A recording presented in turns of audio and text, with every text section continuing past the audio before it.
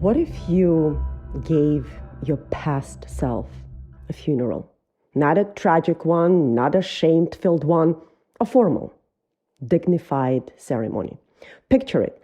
There is a coffin. There is music, maybe something unexpected, even joyful. Because this is not about loss. This is about completion. Because here is the truth. Most of us were never taught. You cannot evolve while clinging to the version of yourself who got you here. That version of you served a purpose. She kept you alive. She helped you survive seasons you didn't yet have the tools to navigate. She did the best she could with the awareness she had at that time. But she is not meant to walk with you into your next chapter. And here is why. A seed cannot grow until it is broken.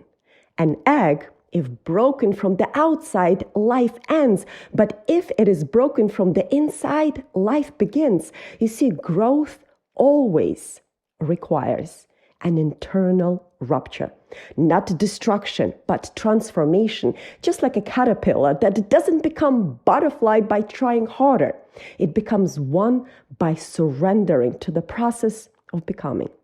What looks like an ending is actually a rebirth.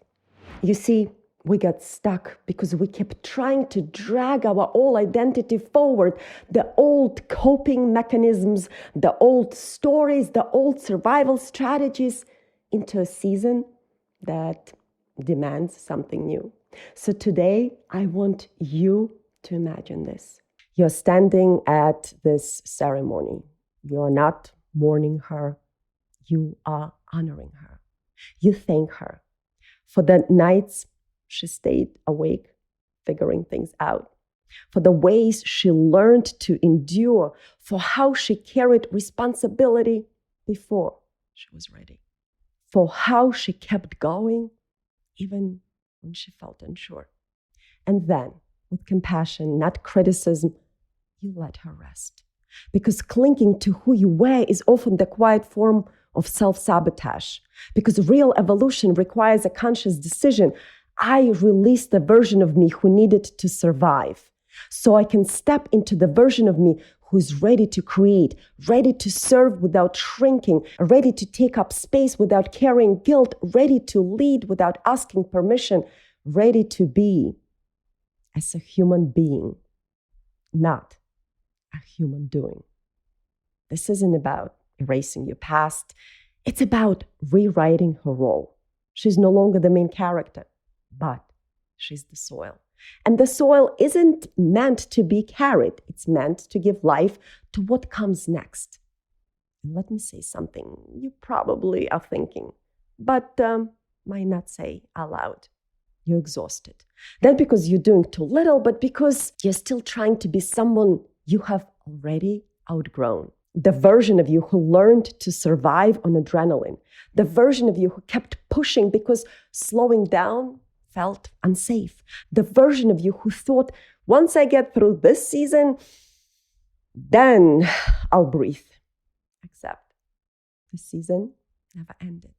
And here's the part your nervous system already knows, even if you haven't named it yet. That old version of you, she was brilliant at survival. She kept you functioning. She kept you safe. She powered through on coffee and willpower. She learned to ignore her own needs because tending to everyone else felt safer than facing her own exhaustion. But she was never meant to be permanent. And I know this part of you is whispering things like, other moms handle this better than I do. Why does this feel so hard if I wanted this life? I'm scared. I'm really scared. What if I let go of who I have been? What if everything will fall apart? But here is the reframe. I want to offer? What if nothing falls apart and everything finally falls into place? She doesn't disappear. She becomes the foundation, not the driver, because the woman you're becoming doesn't need to hustle for her worth. She doesn't need to earn rest. She doesn't need to prove she's doing enough. She needs space to emerge. And that's what this episode is about.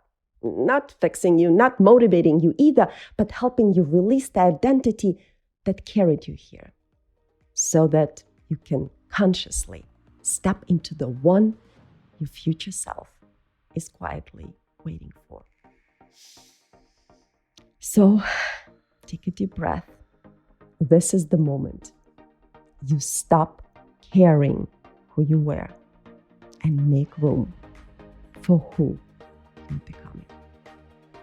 I'll see you next time.